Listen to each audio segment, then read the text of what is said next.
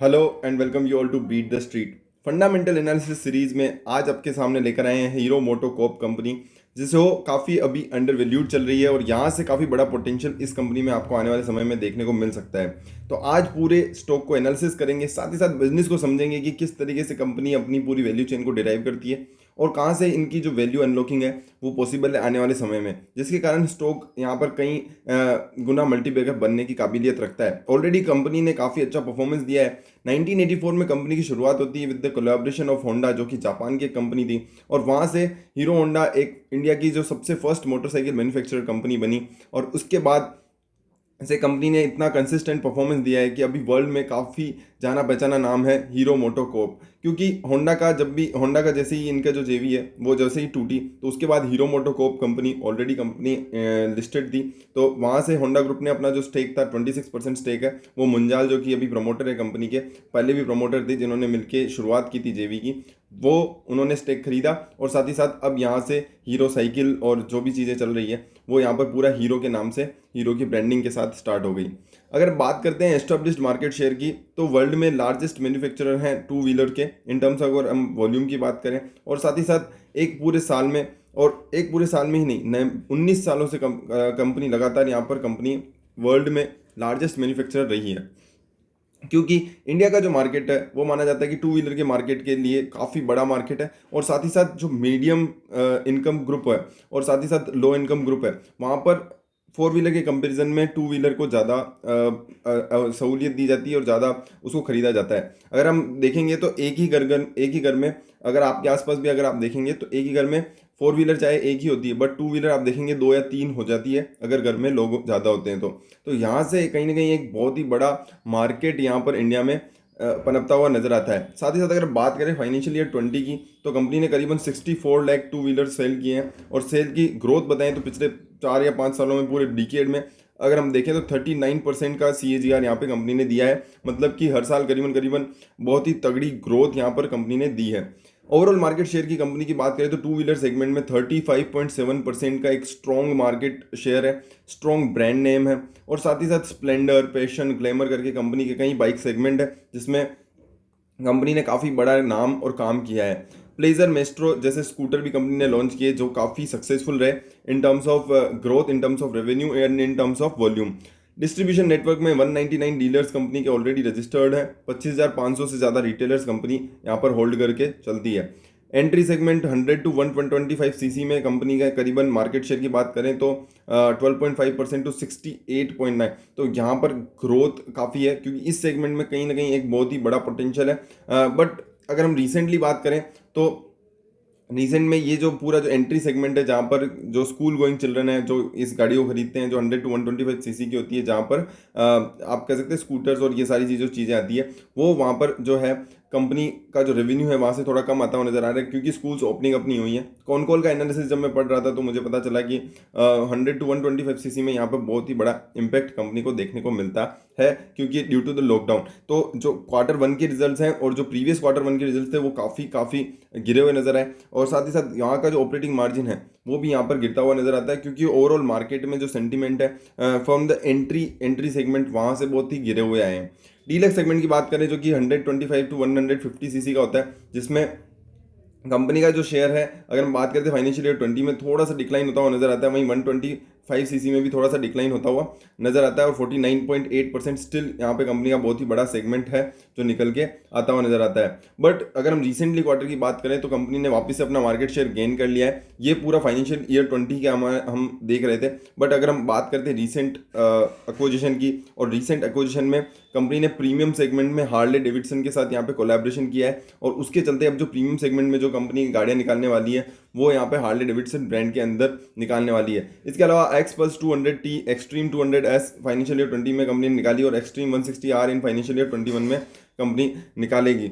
अगर हम बात करते हैं कि कंपनी का मार्केट शेयर है इसमें थोड़ा लूज हुआ है, तो वहीं से वापस से अभी ग्रोथ कंपनी ने दी है। फाइनेंशियल ईयर 21-22 की बात करें तो यहाँ पर एक प्रीमियम सेगमेंट में कंपनी का पूरा फोकस है, जिसमें आने वाले समय में कहीं ना कहीं बहुत बड़ा मार्केट शेयर आपको आता हुआ दिखेगा, क्योंकि हार्ले डेविडसन अपने आप में एक बहुत ही बड़ा ब्रांड है, और अगर हीरो का कोलैबोरेशन उसके साथ होता है तो कहीं ना कहीं आपको आने वाले समय में काफ़ी हद तक यहाँ पे मार्केट शेयर गेन होता हुआ नजर आएगा। क्योंकि अगर हम बात करते हैं रॉयल इनफील्ड के बाद हार्ले डेविडसन एक अलग ही अपने आप में ब्रांड माना जाता है और उसकी एक यूनिक पहचान कंपनी हीरो मोटो के साथ जुड़ने के बाद बन चुकी है।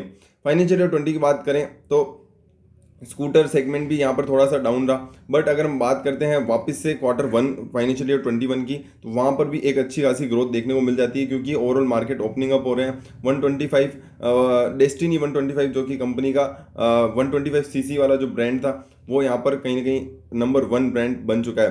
First to get is i3s technology in scooter जो कंपनी लेके आई है।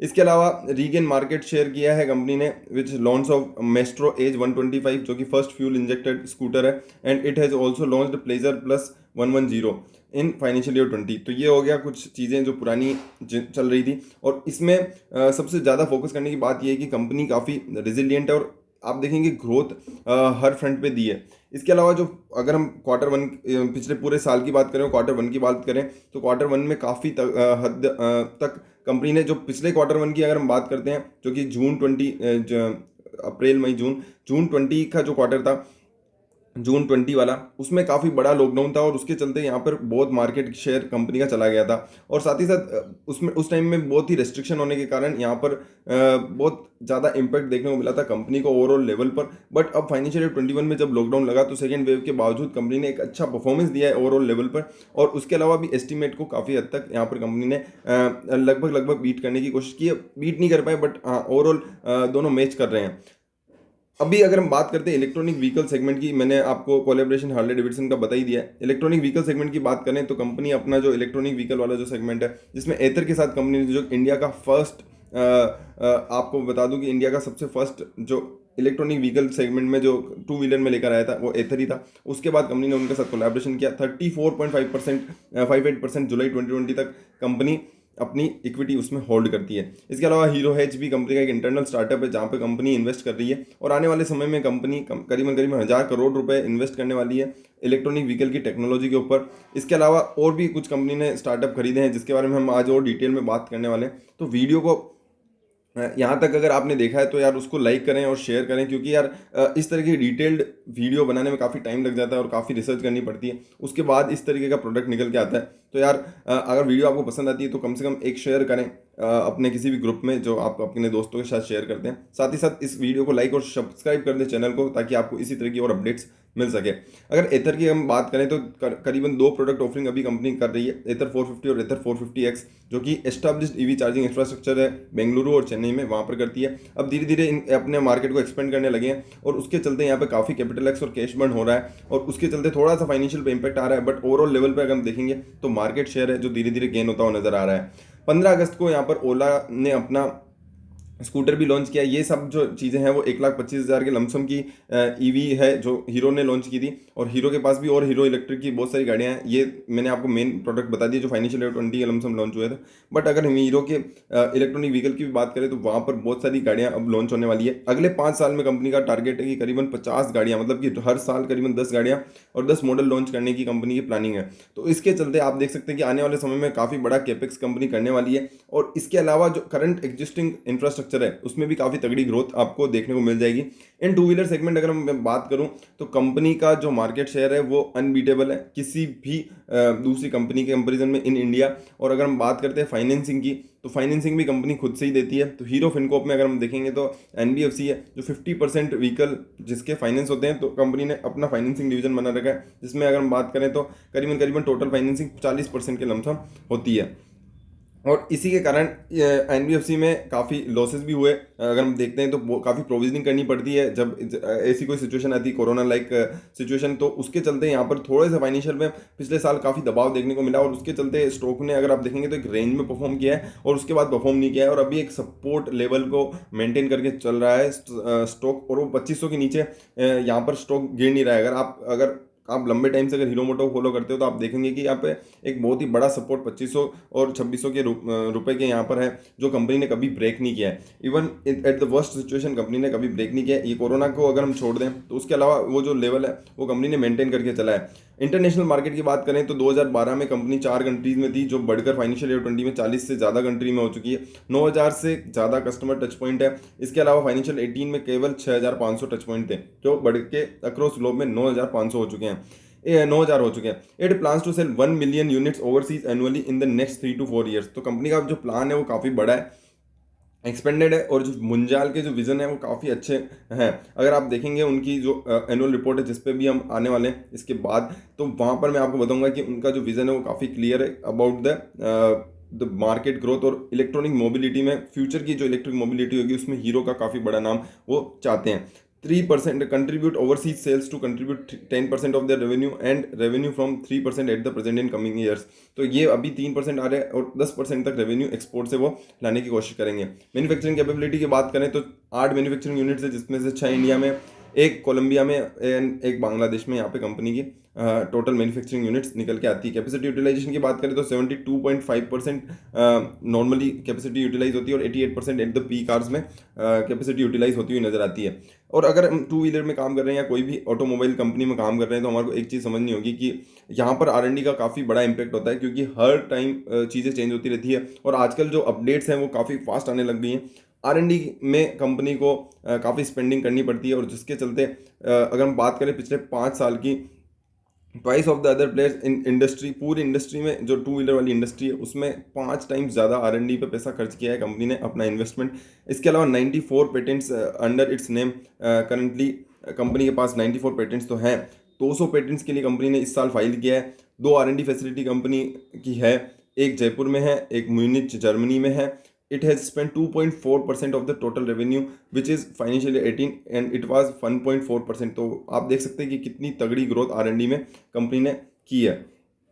अगर आ जाते हैं कंपनी के कुछ माइलस्टोन की बात करें तो 100 मिलियन टोटल यूनिट्स कंपनी ने already spend, 100 million already company ने यहाँ पर गाड़ियाँ बेच चुकी है। कंपनी जब से हीरो मोटोकॉर्प की अगर हम बात करें, जब से एस्टेब्लिशमेंट हुआ है, तो हीरो मोटोकॉर्प ने यहाँ पर करीबन करीबन 100 मिलियन प्रोडक्ट्स यहाँ पर आपको प्रोड्यूस कर चुकी है। और आप देख सकते हैं 1994 से 2021 तक 100 मिलियन का जो एक बहुत बड़ा बेंचमार्क था वो कंपनी ने क्रॉस कर लिया है। इसके अलावा कंपनी आप देखें, ये मुंजाल सर है जो कि कंपनी के प्रमोटर हैं, और जब से होंडा से अलग हुए हैं तब से यही कंपनी को सब संभाल रहे हैं। और ब्रांड एम्बेसडर की बात करें तो शाहरुख खान को आप जानते ही हैं, जो हीरो मोटोकॉर्प के ब्रांड एम्बेसडर हैं।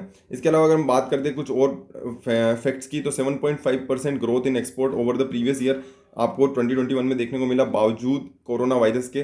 58% ग्रोथ प्रीमियम सेगमेंट में देखने को मिला, जो मैंने आपको पहले बताया था कि इस साल काफ़ी अच्छी ग्रोथ रही है इन terms of export, in terms of premium segment, क्योंकि हार्ले डेविडसन के बाद अब और चीज़ें चेंज होने वाली है, जो इस साल आपको फाइनेंशियल में दिखेगी। 63 crore highest ever export cell company ने दिया है।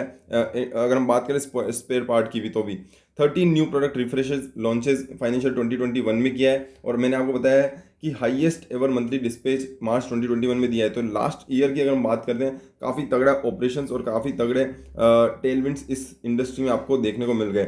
एशिया की बात करें या आउटलुक की बात करें तो दोनों ही पॉजिटिव हैं। और आप देख सकते हैं नए नए प्रोडक्ट कंपनी के जो न्यू लॉन्चेस हैं उसमें आप देख सकते हैं ग्लैमर ब्लेज एक्सट्रीम 200 जो कि BS6 को फॉलो करती है, मेस्ट्रो एज 125, एक्सट्रीम 160R, ऐसे कई प्रोडक्ट कंपनी ने लॉन्च किए हैं। चेयरमैन की बात करें तो ये बताते हैं कि company is the future of electric mobility.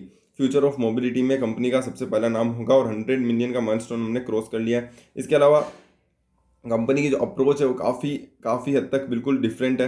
रीवाइटलाइज, recalibrate, revive and revolutionise. आप देख सकते हैं कि इसमें हीरो मोटोकॉर्प का काफ़ी बड़ा नाम है और पहचान है। इसके अलावा कस्टमर ओरिएंटेशन हो गया, सेल्स सोशल रिस्पॉन्सिबिलिटी हो गई, ये सब चीज़ों में कंपनी ने काफ़ी स्पेंडिंग भी की है। और प्रीवियस ईयर में जब कोरोना वायरस के बावजूद कंपनी ने काफ़ी बड़ी स्पेंडिंग अपने आप इसमें की है। मुंजाल हो गए, इसमें आप देख सकते हैं पूरी जो टीम है मैनेजमेंट की वो काफ़ी हद तक, पवन मुंजाल आते हैं इसमें, सुमन कांत मुंजाल, और ये सब पूरी एक्सपीरियंस्ड टीम है जो कि कंपनी को काफ़ी टाइम से मैनेज कर रही है। और उसके चलते जो डिसीजन मेकिंग है वो काफ़ी क्विक और काफ़ी फास्ट हो जाती है। और यहाँ से एक बहुत ही बड़ा चीज़ निकल के आती है कि कहीं ना कहीं एक बहुत ही बड़ा आपको लग सकता है ना कि यार एक मैनेजमेंट की टीम का जो एस्टेब्लिश होना काफ़ी ज़रूरी है। अगर हम देखते हैं टाटा को, तो हमारे को सबसे पहले क्या नज़र आता है, मैनेजमेंट, जिसके कारण हम उसमें इन्वेस्टमेंट करते हैं। और उसी तरह ये जो कंपनी है उसने यहाँ पर कहीं ना कहीं एक बहुत बड़ा नाम क्रिएट किया है इंडिया में इन terms of the corporate governance आपको कहीं पे भी कोई इशू आपको बड़ा देखने को नहीं मिलता है। फाइनेंशियल कैपिटल नेटवर्थ की अगर हम बात करें तो 15,198 करोड़ रुपए, मैन्युफैक्चर्ड कैपिटल में 14,761 करोड़ का ग्रोस ब्लॉक कंपनी ने दिया है। जर्मनी एंड जयपुर में 540 से ज़्यादा करोड़ का R&D इन्वेस्टमेंट और 1000 से ज़्यादा की टीम R&D सेंटर में काम करती है। अगर हम बात कर देते हैं तो टोटल ऑन रोल और ऑफ रोल एम्प्लॉयज़ की बात करें तो टोटल 8,793 ऑन रोल है और 22,646 ऑफ रोल एम्प्लॉयज़ यहाँ पर निकल के आ जाते हैं। कंपनी लगातार फोकस कर रही है अपने continuous efforts towards the digitisation. सारी जो टेक्नोलॉजी है उसको पूरी तरह से डिजिटाइजेशन कर दिया है और इनोवेटिव टेक्नोलॉजी को लेकर आ रही है, जिसके चलते 1.3 सेकंड में कंपनी का असेंबली टाइम है एक मोटरसाइकिल या स्कूटर बनाने का जो पूरा असेंबल करना होता है वो 1.3 सेकंड में, जो कि फास्टेस्ट है इन द होल वर्ल्ड की। 1.3 सेकंड में आपकी एक मोटरसाइकिल और स्कूटर बन के एक असेंबली होकर तैयार हो जाता है। तो ये भी चीज़ है जो कंपनी को अलग बनाती है। और बियॉन्ड लिमिट है इनकी जो इन्होंने जो इनकी जो स्पॉन्सरशिप है, आप देख सकते हैं कि कहीं ना कहीं ये जो डकार की जो रैली हुई थी या फिर रेसिंग सीजन फाइनेंशियल ईयर 2021 है उसमें भी कंपनी ने काफ़ी बड़ा स्पॉन्सर किया है। फ्यूचर रेडी टेक्नोलॉजी के साथ कंपनी ने यहाँ पर कहीं बहुत सारी चीज़ें और लॉन्च की है जो कि world class technology, world class facility है इन जयपुर, जिसके थ्रू यहाँ पे 1,000 से ज़्यादा प्रोफेशनल इन हाउस यहाँ पे काम करते हैं कंपनी के, और जर्मनी में भी काम करते हैं। और कहीं ना कहीं BS6 एमिशन नॉर्म्स के हिसाब से अभी जो गाड़ी लॉन्च की है वो उसका जो रेवेन्यू काफ़ी तगड़ा निकल के आता है। 1832 करोड़ रुपए यहाँ पर R&D पिछले 3 साल में पैसा खर्च किया है और 102 से ज़्यादा पेटेंट कंपनी ने फाइल किए हैं फाइनेंशियल ईयर 2021 में। 90 से ज़्यादा पेटेंट कंपनी के पास ऑलरेडी हैं और उसके बाद इतने सारे पेटेंट कंपनी ने इस साल फाइल किए हैं जो आने वाले समय में कंपनी को एक यूनिक कैपेबिलिटी देंगे to grow in terms of R&D, in terms of company के जो ग्रोथ है वो ड्राइवर में यहाँ पे निकल के आता है। क्योंकि अगर आप देखेंगे कोई भी 2 व्हीलर या 4 व्हीलर जो कंपनी होती है वो हर चीज़ को पेटेंट कराती हुई चलती है ताकि कोई चीज़ कोई जो मॉडल निकाल रहे हैं उसको कोई कॉपी ना कर सके। और उसके चलते यहाँ पर लगातार आपको अपना जो इस तरीके का जो ब्रांडिंग है वो आपको मेंटेन करके चलनी पड़ेगी, ताकि अभी जो है पूरा जो रेस है ओला इलेक्ट्रिक और हीरो इलेक्ट्रिक की जो है पूरी रेस होने वाली है। अगर हम बात करते हैं कंपनी का जो फ्यूचर ऑफ मोबिलिटी की अगर हम बात करें जो मैं आपको बता रहा था, तो अभी भी कंपनी ने जो EV प्रोडक्ट्स में भी जो लॉन्चिंग है उसमें गो रो इंक करके एक कंपनी है जो इनोवेशन कंपनी है स्मार्ट मोबिलिटी की, और जो कि ताइवान बेस्ड है, उनके साथ यहाँ पे पार्टनरशिप करी है। अगर उसमें मैं आपको बता दूं कि आप अगर ढंग से पढ़ें, बैटरी स्वैपिंग टेक्नोलॉजी इंडिया में लाने वाले हैं और उसके चलते क्या होगा, आपको बैटरी लेनी पड़ेगी, मतलब गाड़ी के पीछे बैटरी लग जाएगी और उस बैटरी को जहाँ पर भी आपको चाहे वहाँ पर आप निकाल के रख दो और साथ ही साथ दूसरी बैटरी वहाँ पर फिट कर दो, और इसके चलते आपको गाड़ी को चार्ज करने के लिए वो जो चार्जिंग की जो प्रॉब्लम है वो यहाँ पर खत्म हो जाएगी। आपको रुकना नहीं पड़ेगा कि आपको गाड़ी चार्ज करनी है उसके लिए रुकना पड़ेगा। ओला की अगर हम बात करें तो ओला पूरा जो इंफ्रास्ट्रक्चर है वो खुद से बना रहा है और वहाँ पर बहुत ही बड़ा बहुत बड़ा स्पेंडिंग यहाँ पे आपको करनी पड़ेगी। आपको इंफ्रास्ट्रक्चर जो टेक्नोलॉजी है उसमें स्पेंड करना पड़ेगा बहुत ही ज़्यादा अमाउंट ऑफ एनर्जी। इसके चलते इन्होंने क्या करा कि इन्होंने कहा कि हम पूरी जो टेक्नोलॉजी है उसको गोग्रो जो बैटरी स्वैपिंग टेक्नोलॉजी उसको इंडिया में लाते हैं और हीरो की ब्रांडिंग होगी और गोग्रो का पावर यहाँ पर लगेगा। और इसके साथ इनकी जो हाइपर एफिशिएंट बैटरीज है उसके वहाँ पर आप देख सकते हैं 2100 से बैटरी ज़्यादा बैटरी स्वैपिंग स्टेशन ये बनाएंगे, ताकि उसमें जो इन्वेस्टमेंट होता है वो कम होता है और उसमें जो है ना जो एक्सेलरेशन है, स्पीड एक्सेलरेशन, वो यहाँ पर काफ़ी तेज़ होता है। तो इसके चलते अब यहाँ पर देखना होगा कि ये किस तरीके से लॉन्च होते हैं और वहाँ पर कहीं ना कहीं एक बहुत बड़ी ग्रोथ मेरे को देखने को मिलती आने वाले समय में आपको देखने को मिल सकती है। From vision to reality, Hero MotoCorp among the earliest investor in Ather Energy, जो मैंने बताया कि बेंगलुरु बेस्ड EV स्टार्टअप है 2016 में। एंड उसके बाद एथर एनर्जी को में काफ़ी स्केलिंग अप देखने को मिला और तरुण मेहता जो कि को फाउंडर एथर एनर्जी के, उन्होंने 450X इलेक्ट्रिक स्कूटर दिल्ली में पवन मुंजाल को दिया जो चेयरमैन है CEO MotoCorp and making the commitment for retail operation in Delhi. तो रिटेल ऑपरेशन दिल्ली में और बहुत सारी जगह चेन्नई में, बेंगलुरु में यहाँ पर स्टार्ट हो चुके हैं। मार्केट ग्रोथ की अगर बात करें तो एक्सेलरेशन यहाँ पर आपको प्रीमियम सेगमेंट में देखने को मिलेगा। 1 लाख से ज़्यादा यूनिट एनुअली प्रोड्यूस करने का हौसल में यहाँ पर प्लांट लग चुका है। टारगेट है कि 20 से ज़्यादा सिटी में इंडिया में यहाँ पर ज़्यादा से ज़्यादा हार्ले डेविडसन यहाँ पे पहुँचाई जा सके। तो ये सारी जो चीज़ें हैं वो आपको यहाँ पर हीरो में आपको आने वाले समय में देखने को मिलेगी। अब आ जाते हैं कंपनी के कुछ फंडामेंटल एनालिसिस में।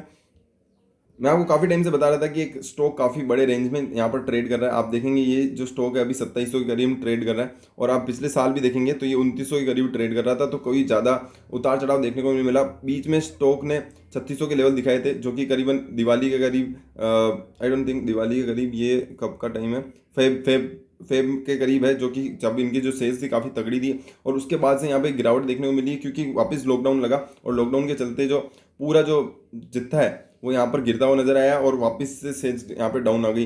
बट अगर आप देखेंगे अब धीरे धीरे वापस से चीज़ें पिकअप होने लगी है, वापस से कोरोना थोड़ा सा स्केटर्ड होने लगा है, और इसके चलते यहाँ पर वापस से ग्रोथ आपको आते हुए दिखेगी। बट ओवरऑल अगर मार्केट अगर हम बात करते हैं, तो कंपनी एक ऐसी कंपनी है जो डेट फ्री कंपनी है इन द ऑटोमोबाइल सेक्टर, जो कि बहुत ही कम कंपनीज है, क्योंकि काफ़ी कैपिटल एक्सपेंशन करना पड़ता है और काफ़ी R&D पे खर्चा होता है। इसके अलावा कंपनी का पीई की बात करें तो मात्र 17 का पीई कंपनी के पास है, 55,000 करोड़ का मार्केट कैप कंपनी लेके चलती है, और 3.25% का डिविडेंड यील्ड, जो कि पूरे सेगमेंट में किसी के पास नहीं है। इसके अलावा जो कंपनी का क्वार्टर है, आप देख सकते हैं रिजल्ट्स, क्वार्टरली रिजल्ट देखेंगे तो ऑपरेटिंग मार्जिन है वहाँ पर थोड़ा सा एक सेटबैक देखने को मिल जाता है, क्योंकि जब भी ऐसा कोरोना की कोई भी लहर आती है तो अब देखो सबसे पहले हीरो फिनकॉप पे इम्पैक्ट पड़ेगा, उसके बाद सेल्स पे इम्पैक्ट पड़ेगा, और उसके चलते जो ओवरऑल मार्केट है वो यहाँ पे ब्रेक डाउन होता हुआ नजर आएगा। मार्च 20 और जून 20 की बात करें तो जून 20 में 2009 मतलब 3,000 करोड़ का ही यहाँ पे सेल्स हुई थी, और अभी इवन लॉकडाउन होने के बाद 5,500 करोड़ की सेल्स दी है कंपनी ने, जो कि मेरे हिसाब से काफ़ी डिसेंट सेल्स यहाँ पर दी है। बट जो मार्जिन है वो यहाँ पे गिरते हुए नजर आए, जिसके चलते यहाँ पर बड़ा इंपैक्ट देखने को मिल जाता है। प्रॉफिट बिफोर टैक्स में 343 करोड़ का प्रॉफिट आता है। But what what do you think, मतलब आप एज एन इन्वेस्टर आपको क्या लगता है कि क्या अगले क्वार्टर्स अच्छे नहीं आएंगे? आपको 100% मैं गारंटी दिखता हूँ कि अगले जो क्वार्टर है, अगला जो क्वार्टर है वो काफ़ी तगड़ा रिजल्ट देगा, और उसके चलते, और इसके बाद आप देखो सितंबर आने वाला है, सितंबर के बाद अक्टूबर नवंबर दिसंबर में वापस से दिवाली आ जाएगी, अभी राखी आने वाली है, और इसके चलते आपको देखने को मिलेगी काफ़ी अच्छी growth in terms of numbers. और आप देखेंगे जून 21 का क्वार्टर खराब था, तो ऑलरेडी उसके जो नंबर्स होंगे, जो सीक्वेंशियल में नंबर दिखेंगे आपको, वो काफ़ी अच्छे दिखेंगे। सितंबर 20 का जो क्वार्टर था, और जब भी लोग लोअर स्पेंडिंग करते हैं एक क्वार्टर में, तो अगले क्वार्टर में वैसे ही ओवर स्पेंडिंग हो जाती है, क्योंकि वापस से सब चीज़ें ओपनिंग अप हो चुकी है। कहीं पे भी ऐसा नहीं लग रहा है कि कोई चीज़ है जो कम चल रही है। तो मेरे हिसाब से यहाँ पर आने वाला जो फ्यूचर है वो यहाँ पे काफ़ी तगड़ा है। एथर के साथ पार्टनरशिप कर चुके हैं। इसके अलावा हम बात करते हैं कंपनी के ओवरऑल बैलेंस शीट पे, तो बैलेंस शीट पे आप देख सकते हैं कि 584 करोड़ के लमसम की कुछ आई थिंक कंपनी की बोरोइंग्स है, जो कि ज़्यादा कुछ इंपैक्ट देती नहीं है। फिक्स एसेट जो ब्लॉक है, आप देख सकते हैं कि कितना तगड़ा ब्लॉक है, 6,380 करोड़ रुपए का ब्लॉक है, जो कि इस लेवल पे कंपनी ने मेंटेन कर रखा है, इवन द बोरोइंग्स कितनी लेस है। जबकि आप दूसरी कंपनीज को कंपेयर करेंगे तो वहाँ पर इतना भारी भरकम बोरोइंग्स है, और आप फिर भी उसमें इन्वेस्ट कर रहे हैं। अगर हम बात करते हैं, जैसे इसको कंपेरिजन नहीं करना चाहिए, बट अगर हम बात करते हैं टाटा मोटर्स की, तो टाटा मोटर्स में आप देखेंगे कितना बड़ा भारी भरकम डेट कंपनी लेके चल रही है। 2024 तक कंपनी कह रही है हम डेट फ्री होंगे, बट यहाँ पर ऐसी कंपनी है जो आपको डेट फ्री मिल रही है, साथ ही साथ आपको उनका जो फिक्स एसेट ब्लॉक है, उनका जो मैनेजमेंट है वो काफ़ी तगड़ा है। आपको इलेक्ट्रॉनिक मोबिलिटी भी यहाँ पे उन्होंने कंपनी ने स्टार्ट कर दी है। आने वाले टाइम्स में पूरी बैटरी स्वेपिंग टेक्नोलॉजी को यहाँ पे कंपनी लॉन्च करने वाली है इंडिया में। तो आपको ये सारी चीज़ें भी हाईलाइट करनी पड़ेगी। आप देख सकते हैं कि हर साल इन्होंने मार्च 2020 में 2,819 करोड़ का इन्वेस्टिंग एक्टिविटी में खर्चा किया है, 2,289 करोड़ का इस बार किया है। तो आप देख सकते हैं काफ़ी ग्रोथ आपको आने वाले समय में देखने को मिल रही है, और काफ़ी पैसा खर्च कर रहे हैं R&D एक्टिविटीज़ पे, जो आने वाले टाइम्स में इनको ग्रोथ देगा। इसके अलावा हम बात करते हैं कंपनी के टोटल ओवरऑल परसेंटेज, जो कि FII और DAE ने होल्ड कर रखे हैं, तो आप देख सकते हैं 34% कंपनी का जो स्टेक है वो यहाँ पर FII ने होल्ड कर रखा है। 34% का ही सेम स्टेक प्रमोटर ने भी होल्ड कर रखा है। और आप देखेंगे कि ऐसा नहीं है कि पहले कभी किसी ने छोड़ा है, आप देख सकते हैं हर बार कंपनी के 35% के लमसम का ही FII का स्टेक रहा है, जो कि ये स्टेबिलिटी दिखाता है कि कंपनी में कितना विश्वास रखते हैं दूसरे FIIs। इसके अलावा DAEs की बात करें तो DAEs ने कभी भी इन्होंने स्टेक छोड़ा नहीं, और साथ ही साथ 20% के लमसम का स्टेक अभी कंपनी में मेंटेन करके रखे हैं, जो कि 2% बढ़ाया है DAE ने। तो DAE का विश्वास और FII का विश्वास से आपको साफ पता चल जाता है। प्रमोटर्स में आप देख सकते हैं कि प्रमोटर्स ने की तो कोई ज़्यादा हिले ही नहीं है, 33-34% का हमेशा मेंटेन रहा है। तो आप देख सकते हैं कि पब्लिक है जिसका मात्र 10% स्टेक है, तो यहाँ पर आपको एक बहुत ही बड़ा होराइजन मैंने आपको बताया है कि कितनी बड़ी पोटेंशियल इस कंपनी में है। साथ ही साथ आपको देख सकते हैं कि सारे फंडामेंटल्स भी उस सेक्टर में ग्रो कर रहे हैं।